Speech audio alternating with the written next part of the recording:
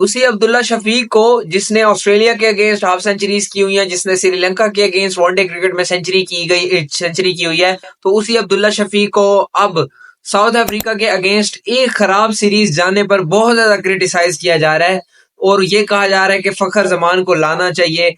भाई अब्दुल्ला शफीक फखर जमान की रिप्लेसमेंट के तौर पर पाकिस्तान क्रिकेट टीम में नहीं खेल रहे। Abdullah Shafique itself a great classic batter, भाई उनकी एक अलहदा पहचान है, फखर जमान की अलग बात है। तो फखर जमान अगर नहीं अवेलेबल होते पाकिस्तान क्रिकेट टीम के लिए तो लाजमी नहीं है उनकी रिप्लेसमेंट में अब्दुल्ला शफीक ही खेलें। आपके पास और प्लेयर भी हैं, आपके पास इमामुल हक है, आप उनको ला सकते हैं। तो ये बात अपने जहन से निकाल लें कि अब्दुल्ला शफीक जो है ना वो फखर जमान की रिप्लेसमेंट के तौर पर खेल रहे हैं।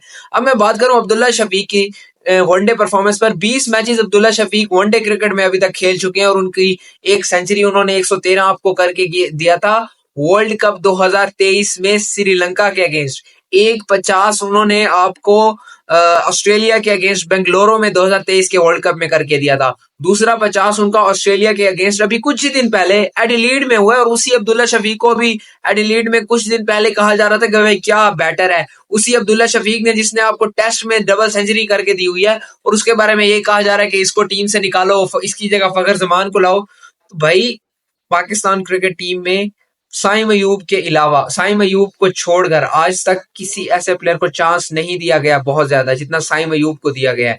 तो अब्दुल्ला शफीक को आपको यहाँ पर थोड़ा टाइम देना पड़ेगा। अब्दुल्ला शफीक आपको परफॉर्म करके दिखाएंगे। जब ये आपके यंगस्टर्स होते हैं ना, इनको थोड़ा सा कॉन्फिडेंस देना पड़ता है। जिस तरह से आपने साइम अयूब को दिया उस तरह से आप अब्दुल्ला शफीक को अगर देंगे तो अब्दुल्ला शफीक जरूर परफॉर्म करेंगे। और आप जरूर सोच रहे होंगे कि भाई अगर अब्दुल्ला शफीक को जो है ना वो कॉन्फिडेंस देना चाहिए, उनको थोड़ा सा टाइम देके, तो आपको बाबर आजम को भी देना चाहिए कॉन्फिडेंस। बाबर आजम अगर नहीं परफॉर्म कर रहे थे तो उन पर क्यों ज्यादा क्रिटिसाइज किया गया।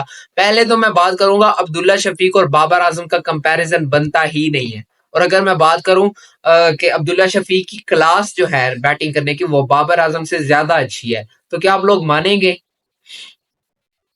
नहीं मानेंगे ना। मैं कंपैरिजन नहीं करता अब्दुल्ला और बाबर का। तो अब्दुल्ला शफीक जो है ना वो जिस तरह के बैट्समैन हैं, जिस तरह के क्लास के प्लेयर हैं, ओपनिंग में बात ही सारी माइंड सेट की होती है। अब मैं अब्दुल्ला शफीक को जस्ट यही बात करूंगा कि अब्दुल्ला शफीक जैसे ओपनर पाकिस्तान क्रिकेट टीम को नहीं मिल सकते। और अब्दुल्ला शफीक के लिए जस्ट मैं इतना मैसेज छोड़ूंगा अपना कि भाई आपको जो है ना अपने माइंड सेट को स्ट्रॉन्ग करना होगा। क्योंकि एज एन ओपनर आपको एक तो दो मतलब इंपॉर्टेंट चीजें एज एन ओपनर जो आपको देखनी पड़ती है। एक तो बॉल का स्विंग और बॉल की जो है ना वो किस स्पेस से आ रही है, और ये चीज तो जो है ना सारी चीज अंडरस्टैंड कर जो है ना वो करके बैटर खेलता है। क्योंकि अगर आप मिडिल ऑर्डर में खेल रहे हैं ना, आपको जस्ट इन जस्ट स्पेस से टैकल करना पड़ता है। इतना वहां पे स्विंग नहीं हो रहा था, स्विंग नहीं मिल रहा होता बैट्समैन को, और इजीली जो है ना आप मिडिल कर सकते हैं। लेकिन अगर आप एज एन ओपनर खेल रहे हैं ना, बेशक बैटिंग पिच जितनी ही ज्यादा है, अर्ली ऑन नए बॉल से स्विंग होता है और उसी स्विंग को टैकल करने के लिए आपको थोड़ा सा अपने माइंड सेट को स्ट्रॉन्ग करना पड़ता है।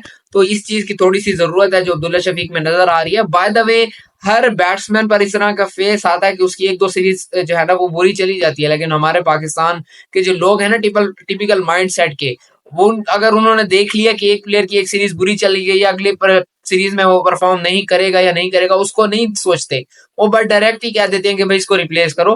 तो ये चीज नहीं होनी चाहिए अगर आप पाकिस्तान क्रिकेट टीम को जो है ना वो तरक्की करता हुआ देखना चाहते हैं। Thank you so much.